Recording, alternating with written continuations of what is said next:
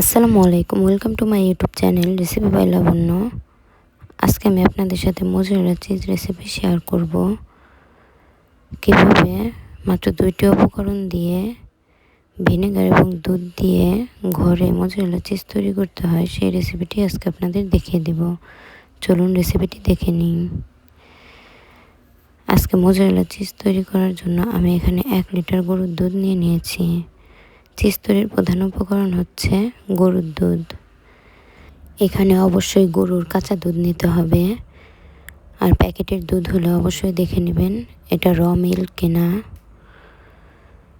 এই দুধটাকে অনবরত নেড়ে আমি 2 মিনিট গরম করে নেব। হালকা কুসুম গরম হলেই এই দুধটাকে আমি চুলা থেকে নামিয়ে নেব। এ পর্যায়ে আমার দুধটা হালকা কুসুম গরম আছে। এবার এখানে আমি 1/3 কাপ ভিনেগার মেপে নিচ্ছি। এই 1/3 কাপ ভিনেগার হালকা কুসুম গরম দুধের ভিতরে আমি অল্প অল্প করে দিয়ে মিশিয়ে নেব আর হালকাভাবে নেড়ে দেব। এতে করে আমাদের এখানে একটা পিছলা পিছলা বড় বড় দলার ছানার মতো তৈরি হবে। এটা কখনোই মিষ্টি তৈরির ছানার মতো হবে না। এখানে কোনো মতে বেশি গরম দুধ নিতে যাবেন না, তাহলে আপনাদের এই চিজটা কোনোভাবেই হবে না। এবার ভিনেগার দিয়ে আমি এটাকে 15 মিনিটের জন্য ঢাকা দিয়ে রেস্টে রেখে দেব। 15 মিনিট পর ফিরে এলাম। দেখুন আমাদের চিজ তৈরির জন্য ছানাটা একদম তৈরি হয়ে গেছে। এরকম বড় দলার পিছলা পিছলা একটা ছানা তৈরি হবে। এবার আমরা এই ছানাটাকে একটা জালি দিয়ে ছেঁকে নিচ্ছি। ছেঁকে এটা থেকে পানিটাকে আলাদা করে নিব। এবার একটি চামচের সাহায্যে এই ছানাটা থেকে যতটা সম্ভব পানি বের করে নিব। আস্তে আস্তে চেপে চেপে পানি বের করে নিব। আমার পানি বের করা শেষ। এবার অবশিষ্ট পানিটা আমি চুলায় দিয়ে হাফ চামচ লবণ দিয়ে এটাকে গরম করে নেব। এই পানিটা একবারে ফুটন্ত গরম করবেন না। পানিটার চারপাশ দিয়ে যখন হালকা বুদবুদ তৈরি হবে এবং উপর দিয়ে হালকা ভাপ উঠতে থাকবে, তখন এই পানিটা আপনারা চুলা থেকে নামিয়ে নেবেন। দেখুন এ পর্যায়ে আমার এই পানিটা গরম হয়ে গেছে। প্রায় 5-6 মিনিটের মতো আপনারা এই পানিটাকে গরম করে নেবেন। আমি চেক করে নিচ্ছি উপর দিয়ে ভাপ ওঠা শুরু হয়ে গেছে। এবার আমি এই পানিটাকে চুলা থেকে নামিয়ে নেব।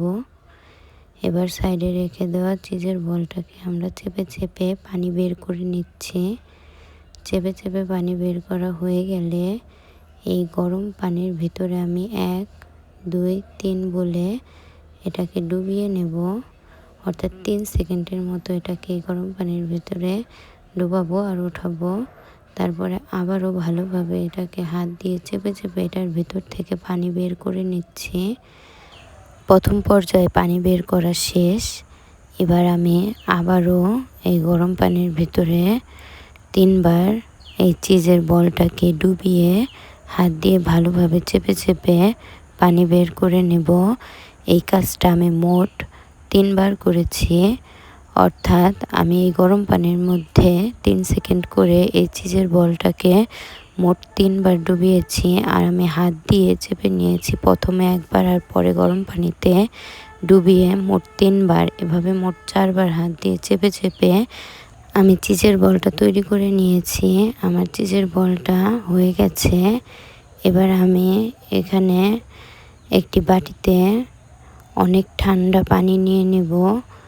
এই ঠান্ডা পানির ভিতরে আমি কিছু বরফের টুকরোও দিয়ে দেব।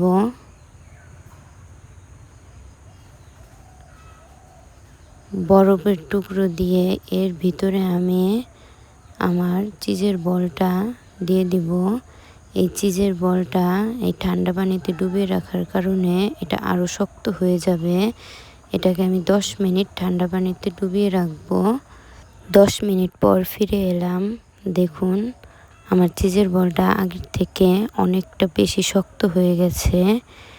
এবার এটা থেকে হালকাভাবে চেপে পানি বের করার থাকলে করে নেবেন। তবে এক্ষেত্রে বেশি জোরে চাপাচাপি করা যাবে না। বেশি জোরে চাপাচাপি করলে এই বলটা ভেঙে যাবে। এ পর্যায়ে এই চিজের বলটাকে একটা পলিথিনে পেঁচিয়ে এটাকে একটা কাপের ভিতরে করে আমি নর্মাল ফ্রিজে রেখে দেব 1 দিনের জন্য। আপনারা চাইলে এটাকে 2 ঘন্টা নর্মাল ফ্রিজে রেখে ব্যবহার করতে পারেন। এই চিজটা দিয়ে আপনারা যে কোনো ধরনের পিৎজা, পাস্তা বানিয়ে ফেলতে পারবেন। এই চিজটাকে আমি 1 দিনের জন্য নর্মাল ফ্রিজে রেখে দেব। 1 দিন পর এই চিজটাকে আমি আপনাদের গ্রেট করে দেখিয়ে দেব। 1 দিন পর ফিরে এলাম। দেখুন আমার চিজটা একদম পারফেক্টভাবে তৈরি হয়ে গেছে।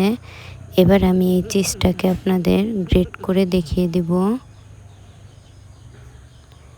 আপনারা চাইলে এভাবে খুব সহজেই বাড়িতে মোজারেলা চিজ তৈরি করে নিতে পারেন মাত্র 2টি উপকরণে। আমি এই চিজ দিয়েই পিৎজা তৈরি করি।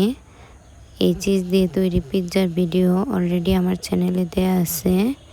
আপনারা চাইলে সেই রেসিপিটি দেখে আসতে পারেন। এখন আমি এই চিজটা আপনাদের গ্রেট করে দেখিয়ে দিচ্ছি। আপনারা যদি আমার A to Z সকল টিপস ফলো করে এই চিজটা বাসায় বানান তাহলে আপনাদের চিজও পারফেক্ট হবে। আপনাদের যদি আমার ভিডিওটা ভালো লাগে তাহলে প্লিজ আমার চ্যানেলটিকে সাবস্ক্রাইব করে দিবেন। দেখুন আমি আপনাদের চিজগুলো গ্রেট করে দেখিয়ে দিলাম।